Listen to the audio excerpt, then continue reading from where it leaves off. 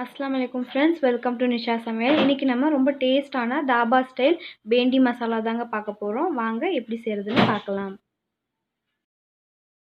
First நம்ம ஸ்டவ்ல கடாய் வச்சு எண்ணெய் ஊத்திக்கலாம்.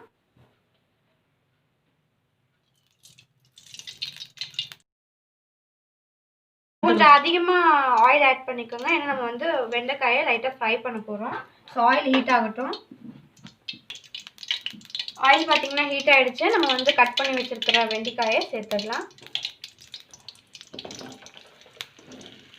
லைட்டா அதோட பிசுபிசுப்பு தன்மை போறதுக்காக தான் நம்ம ஃப்ரை பண்ணிக்கிறோம். இதை வந்து நல்லா ஆயில்ல வந்து ஃப்ரை பண்ணிக்கோங்க.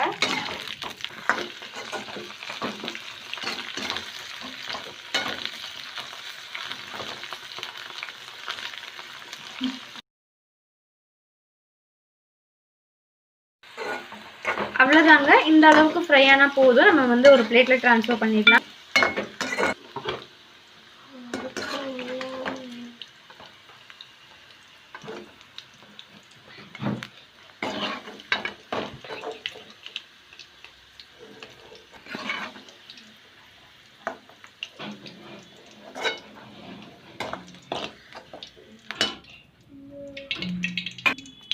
அவ்வளவுதாங்க, பிளேட்ல ட்ரான்ஸ்ஃபர் பண்ணியாச்சு. இதில் இப்போ இன்னும் கொஞ்சம் வந்து ஆயில் ஆட் பண்ணிக்கலாம்.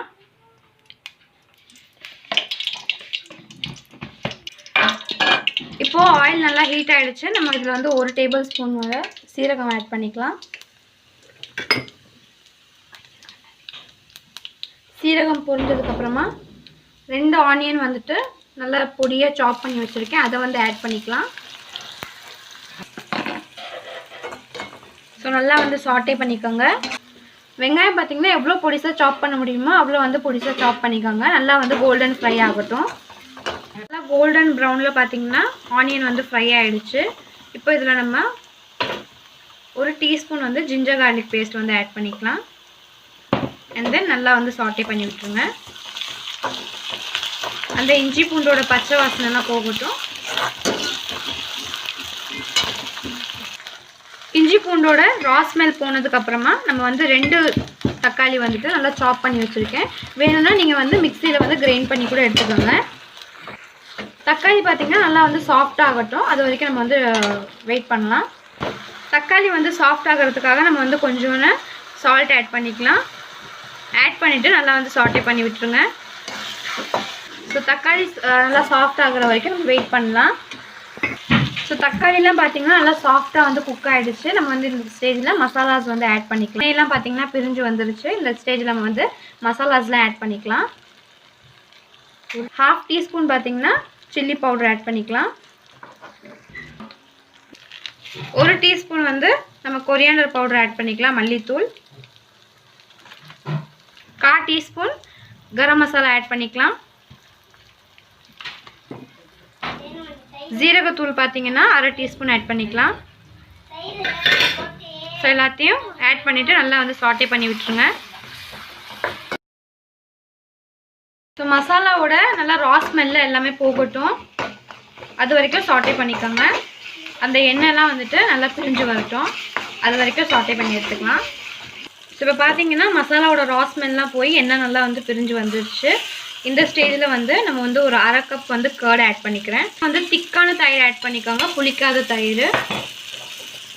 ஸ்டவ்வை பார்த்தீங்கன்னா லோ ஃப்ளேமில் வச்சுக்கோங்க. ஏன்னா தயிர் ஆட் பண்ணும் போது நம்ம சாட்டே பண்ணோம்னா தெரிஞ்சிடும் தயிர். அதனால வந்துட்டு லோ ஃப்ளேமில் வச்சு தயிர் ஆட் பண்ணி மிக்ஸ் பண்ணி விட்டுக்கோங்க.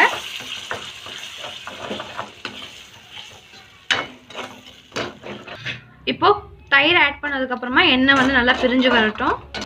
மசாலாவோட நல்லா வந்து தயிர்லாம் மிக்ஸ் ஆகி நல்லா வந்துட்டு எண்ணெய்லாம் பார்த்தீங்கன்னா நல்லா பிரிஞ்சு வரட்டும். அது வரைக்கும் நம்ம வந்து சாட்டே பண்ணி எடுத்துக்கலாம்.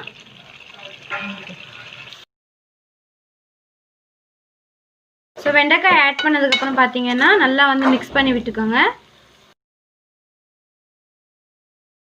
ஒரு 5 மினிட்ஸ் வந்து நல்லா குக் ஆகட்டும். ஸோ மசாலாலாம் பார்த்தீங்கன்னா அந்த வெண்டைக்காயோட நல்லா சேரணும். ஸோ அது வரைக்கும் வந்து டாஸ் பண்ணி குக் பண்ணி விட்டுக்கலாம் ஒரு 5 மினிட்ஸ். ஸோ 5 மினிட்ஸ் பார்த்தீங்கன்னா நல்லா குக் ஆகிடுச்சு. இப்போ வந்து நம்ம ஒரு 1/2 கிளாஸ் வாட்டர் ஆட் பண்ணிக்கலாம்.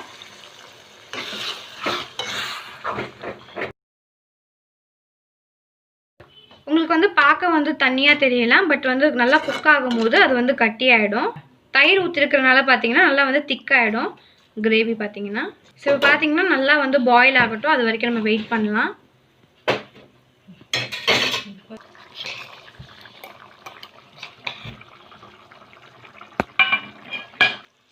அவ்வளோதாங்க, நம்மளுக்கு தாபா ஸ்டைல் பேண்டி மசாலா வந்து ரெடி ஆகிடுச்சு.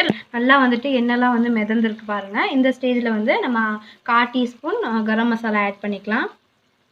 ஸோ ஆட் பண்ணிவிட்டு நான் வந்து கறி லீவ்ஸ் ஆட் பண்ணுறேன். நீங்கள் வேணும்னா கொத்தமல்லி கூட ஆட் பண்ணிக்கலாம்.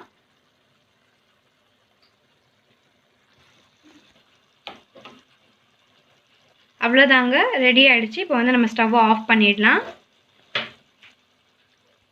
யம்மியான தாபா ஸ்டைல் பேண்டி மசாலா பார்த்தீங்கன்னா ரெடி ஆகிடுச்சு. இந்த வீடியோ உங்களுக்கு பிடிச்சிருந்துச்சுன்னா லைக் பண்ணுங்கள், சப்ஸ்கிரைப் பண்ணுங்கள், பக்கத்தில் உள்ள பெல் பட்டனை கிளிக் பண்ணுங்கள். தேங்க்ஸ் ஃபார் வாட்சிங்.